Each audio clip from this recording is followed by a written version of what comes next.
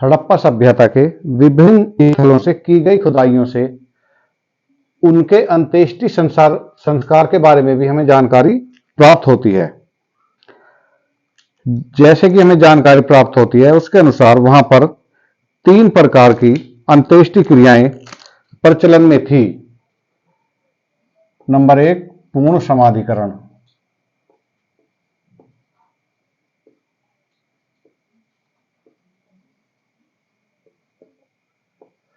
इसका प्रचलन हड़प्पा में था। इसमें शव को पूर्ण रूप से कब्र में रखकर दफना दिया जाता था।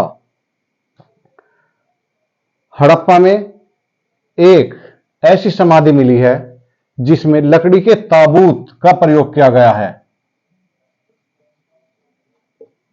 अन्य किसी स्थान से इस तरह की समाधि हमें प्राप्त नहीं हुई है। इसके अलावा हड़प्पा से ही नगर के दक्षिण पश्चिम में एक समाधि प्राप्त हुई है जो 3 कक्षों वाली है, जिसे R37 नाम दिया गया है। R37। इस प्रकार हड़प्पा नगर में पूर्ण समाधिकरण का प्रचलन था। इसके अलावा दूसरा तरीका था यहां आंशिक।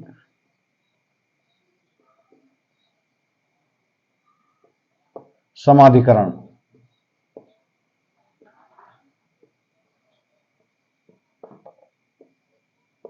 इस प्रथा के अनुसार शव को खुले मैदान में छोड़ दिया जाता था और जंगली जानवर उस शव को खा लेते थे। फिर बचे हुए अवशेष को समाधि में गाड़ दिया जाता था। इस प्रकार का प्रचलन बहावलपुर में था।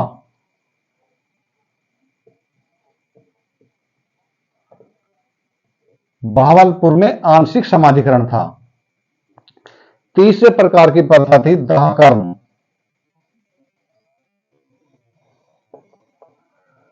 जो कि भारत में हिंदुओं में आज सर्वव्यापी है।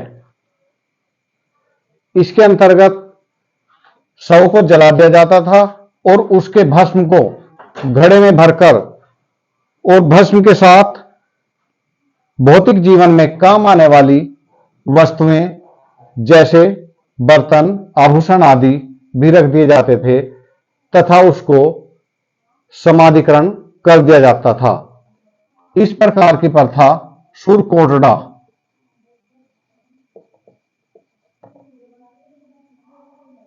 सुरकोटड़ा में थी। सुरकोटड़ा में इसके अलावा हमें अंडाकार समाधि के खोज भी प्राप्त हुई है। अंडाकार समाधि के अवशेष भी या कब्र के अवशेष भी हमें यहां से प्राप्त हुए हैं। इस प्रकार सिंधु घाटी की सभ्यता में तीनों प्रकार के शवदान के प्रचलन थे। शव का सर आमतौर पर उत्तर की ओर रखा जाता था। उत्तर दिशा में शव रखा जाता था, सर, और दक्षिण दिशा में पैर। इस तरह का प्रचलन आमतौर पे पूरी सभ्यता में था, परंतु इसके अपवाद भी हमें देखने को मिलते हैं। जैसे कि कालीबंगा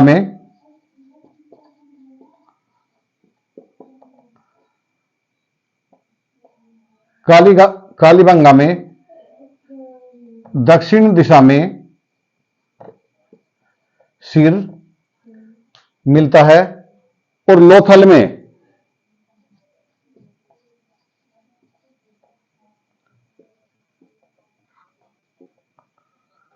पूर्व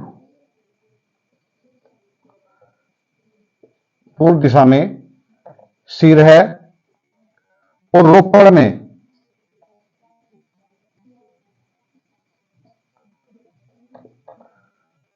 पश्चिम दिशा में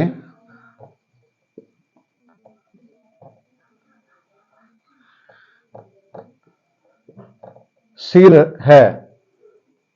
और ये प्रचलन हड़प्पा में तो यही प्रचलन था।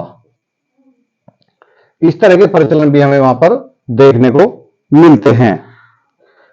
इसके अलावा युगल समाधियों के अवशेष भी हमें प्राप्त होते हैं, जैसे कि कालीबंगा में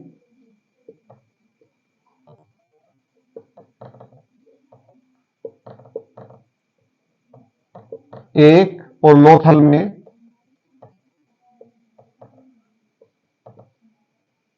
तीन युगल, यानी कि दो व्यक्तियों को एक साथ एक कब्र में दफनाया गया था।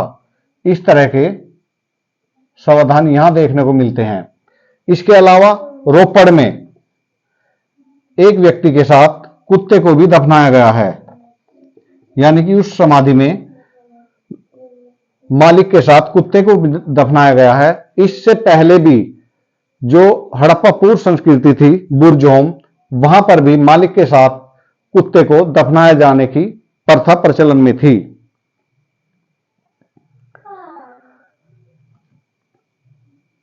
तो इस तरह से वहां का अंत्येष्टि संस्कार इस तरह से किया जाता था। आप सभी से रिक्वेस्ट है कि हमारी वीडियो को सब्सक्राइब करें, लाइक करें और शेयर करें। धन्यवाद।